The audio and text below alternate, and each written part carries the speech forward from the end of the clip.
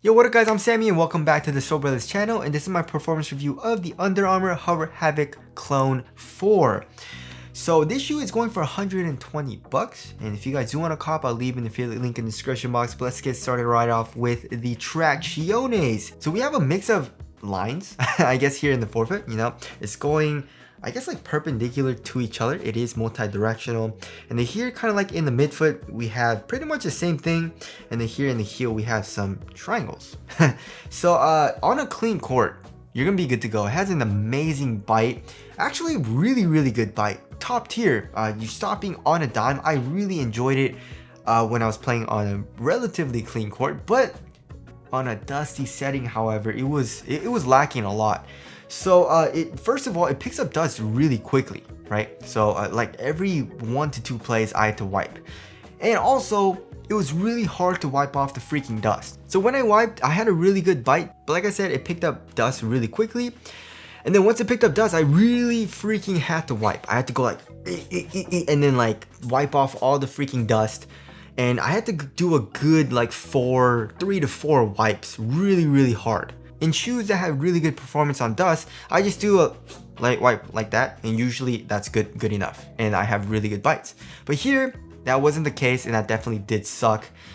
And also, if you do forget to wipe, it's not a dangerous slide out, but it does slide out a good amount. You know what I mean? So, yeah, if you're playing on a dusty court or a dirty court, I would suggest staying away from the shoe, just because my experience with it wasn't the best.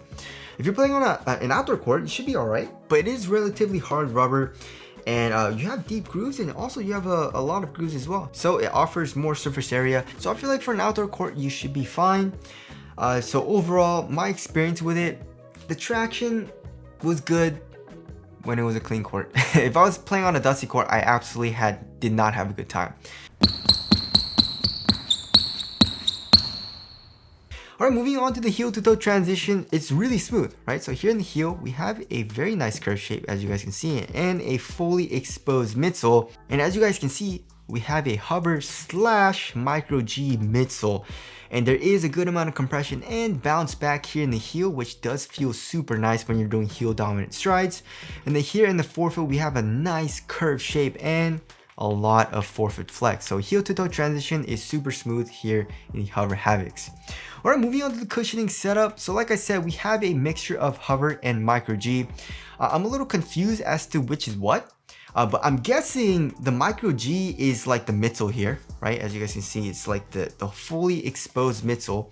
And then here on the bottom of the shoe, we can see the hover. And hover usually has like this mesh over it. So I'm guessing it's more in the heel, or it might be full length. I'm not 100% sure. It doesn't really say on the tech specs on Under Armour. But either way, it's a really nice cushioning setup. I really enjoyed it, So for 120 bucks, they're giving us really good cushion.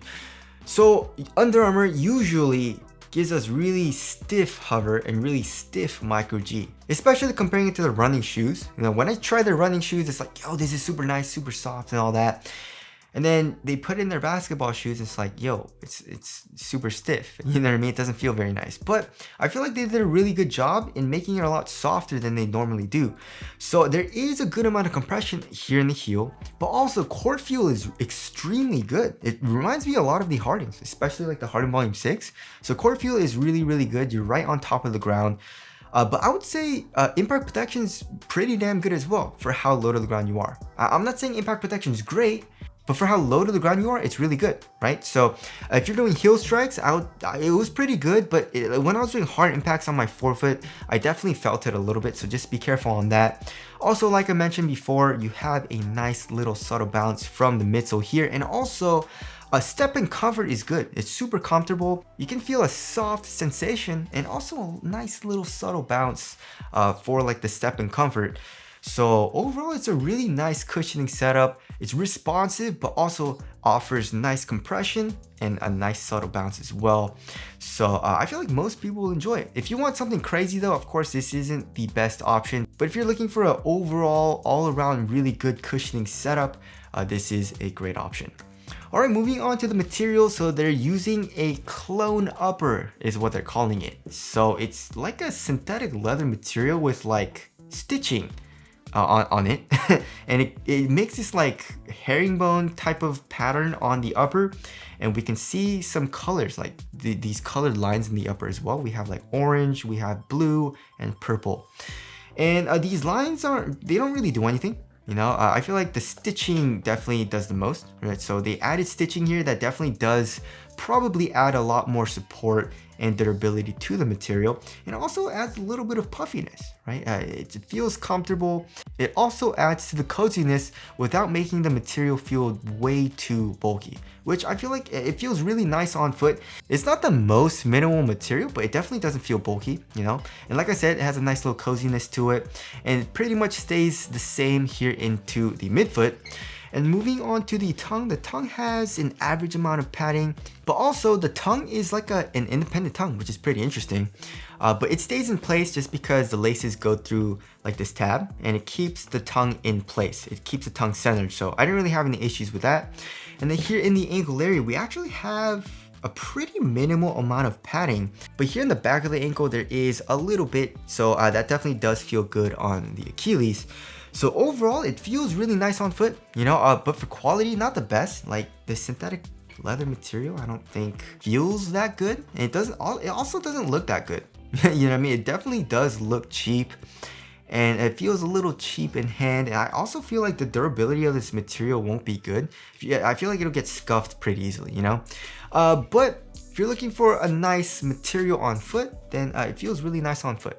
But for 120 bucks, I feel like they could have given us a little better quality. You know, they're giving us like pretty crappy materials here in the ankle area as well. So there's the materials there. Moving on to the fit, I went true to size and fits me very, very well. My toes go pretty much right to the edge of the shoe. It's quite a narrow fit, and also here in the toe box, it's snug, right? There is a little bit of stretch to it, or like a perceived stretch, just because of this like foam and this like synthetic leather material. So that feels nice and cozy, and it simulates a little bit of a stretch, but overall it doesn't stretch all too much, right? So it's a very nice snug fit, and it was really nice for me personally. So for most people, if you want a nice snug fit and you have kind of like a normal to like narrow foot, you should probably go true to size. Of course, if you have a wide foot or you want a roomier fit in your shoes, I'll probably suggest going up half a size or maybe even a full size. Alright, moving on to the support and lockdown, it was good for me. I had no issues. So for lateral containment, as you guys can see, the foam does come up to act as a sidewall. It gets more in the midfoot area, right in the middle of the shoe, but this material, like I said, is supportive, so I didn't really have any issues with that. And then here in the heel, the foam does come up to act as a sidewall, and we have an internal TPU heel counter. So lateral containment, I was good to go. And also for bigger dudes, you should be fine. I don't think you're gonna have any issues with that. Also, lateral stability, you're gonna be good to go as well. As you guys can see, it does protrude out a good amount here in the forefoot for a more stable base. So lateral stability was good, and ankle support was all right. You know, I still feel like I had pretty good range of motion in my ankles. It of course is better than low, but also I wouldn't say it's like crazy good. So if you're looking for a shoe that has really good ankle support, this probably isn't the best, but I feel like it'll be very good coupled with like an ankle brace. All right, moving on to the weight of the shoe. If I remember correctly, it was pretty damn light, right? Like 11 ounces? Yeah, 11.64 ounces. Let's check the other pair. 11.15 ounces. 11.15 ounces and 11.65 ounces? What? Why is there such a big difference? That's like a 0.5 ounce difference.